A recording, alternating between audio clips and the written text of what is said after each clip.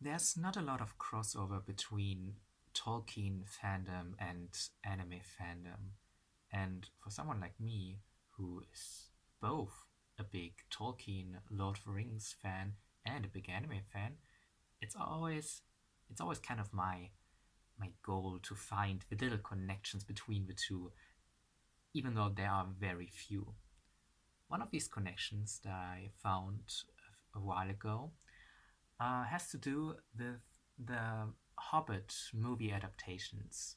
Remember these ones with this guy with Martin Freeman as a Lego man goes on an unexpected adventure.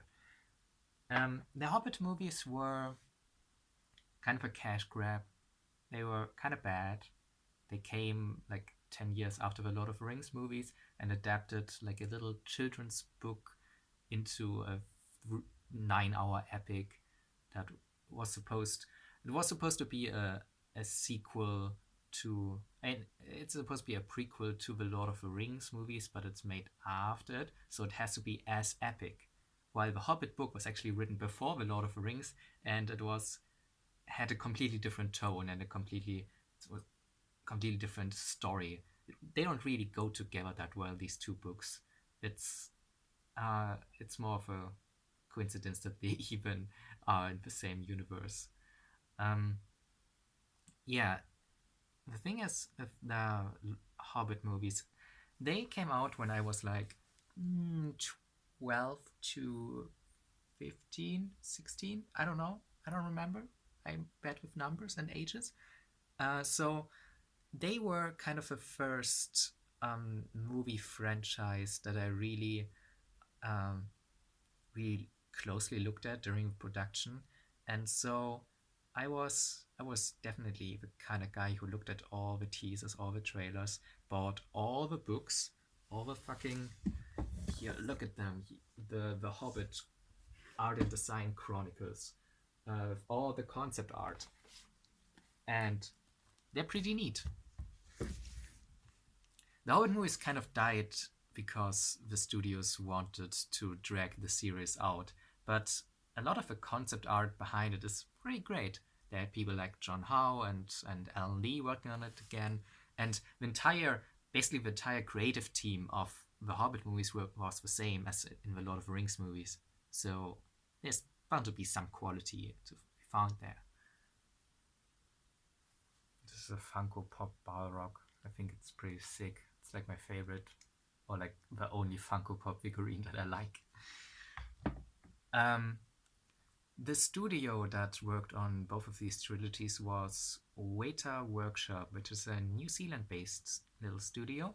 They were pretty small when they started working on Lord of the Rings, but these movies were pretty successful, so they are now the number one go-to special effects production design company that a lot of the big sci-fi fantasy movies work with. Like they made Avatar, Pacific Rim, stuff like Alita Battle Angel or the new Ghost in the Shell movie, and I mean the bad one, and in especially regarding Alita and Ghost in the Shell, which are both adaptations of Japanese anime and manga. Um, Weta Workshop, right after Lord of the Rings, was actually working on a different project, which was the Evangelion live action adaptation. That was the first project after Lord of the Rings, and supposedly there was a lot of hype around it in like the Western fandom at like during the time 2001, 2002. I'm not sure, and Richard Taylor, the guy, the boss of Weta Workshop, once said in an interview, but that at some point they got more emails asking about the Evangelion live action movie than about the Lord of the Rings movies.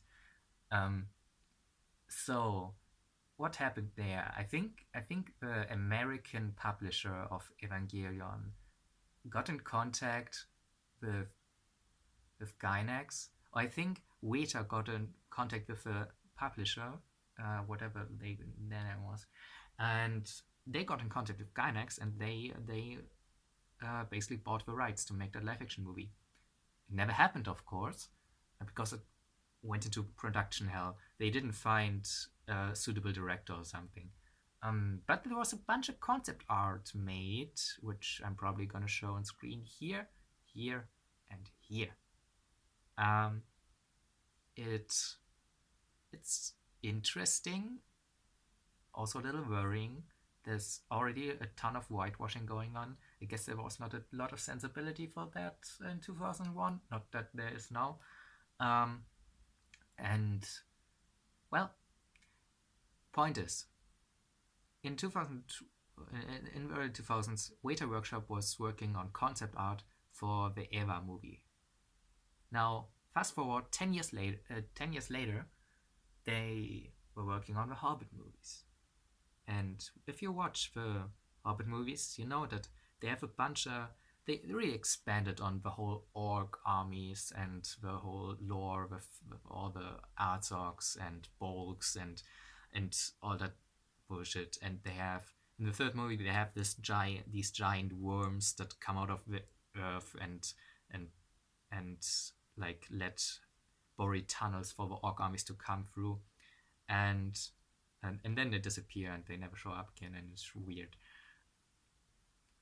What they wanted and what I got out of this book mostly, which is a design chronicle for the third movie, they wanted for the final battle a lot of big scary war creatures. Because if you remember Lord of the Rings movie, they had these giant prehistoric creatures that were dragging the big ram, the Grond. And these creatures have like no basis on Tolkien lore or the books or anything. It was just like some kind of neat concept that Alan Lee came up with and just drew them, and now they're in the movie.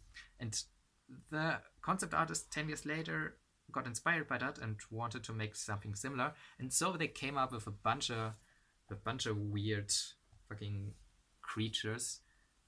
They have like saber-toothed tigers and giant crocodiles that were carrying orcs and giant monkeys.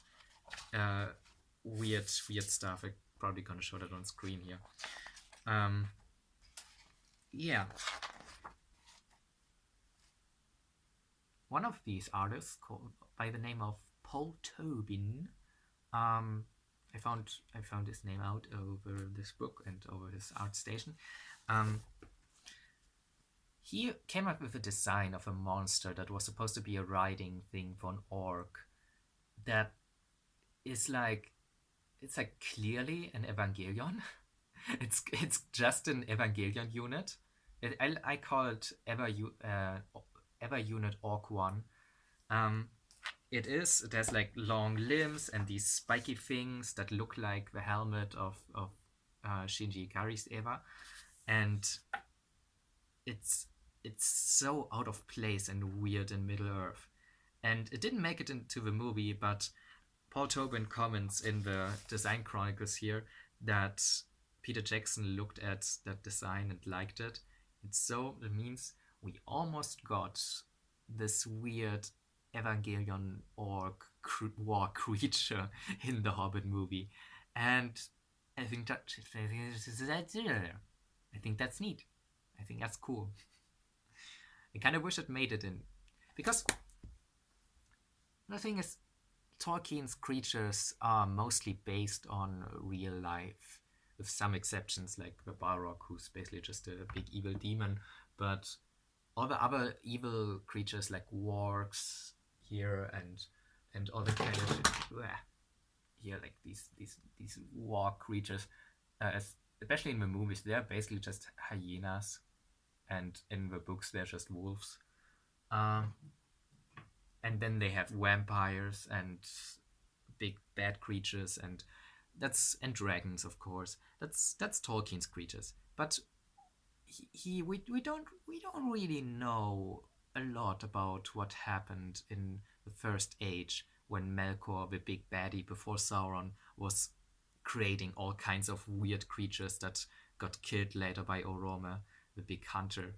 So who knows what kind of creatures are dwelling in the depths of Middle Earth, like the Balrog, for instance. There could be even more. What the hell is that weird creature in the pond at the gates of Moria? We never knew. There's no explanation for that big giant tentacle monster. where the hell did that come from? It's like not even connected to the sea. It's somehow lives under the earth and came into this lake for some reason. And who knows? Maybe there are even Evangelions in Middle Earth. What? The thing about these design chronicles, I'm gonna show them again because I just think they're beautiful books. Look at this shine. Look at this. Look at how beautiful it is. They have so many cool as artworks and unused concepts that really look at all the props. You're never gonna see it when you watch a movie because you don't pay attention because it's stupid. But there's so much love and care in all these concept arts that for a big part kind of got lost in the actual movie production, especially regarding some of the design sense of the dwarves, because in these books the dwarves are all these like cool, big bearded, burly, cool guys, and in the movies they had to make the beards shorter and the faces prettier just to like sell better with like a global audience. I wanna talk more about these concept arts at some point in some other video, but for now I'm gonna say goodbye for today. I never paint. I do art when my hand isn't broken. When my hand is broken, I do YouTube videos, I guess. Follow me on Twitter. Follow me on Instagram if you have an Instagram. If you're stupid enough to have an Instagram. Sketchy People podcast I do with some artist friends is also linked down there. Yeah. You know what to do.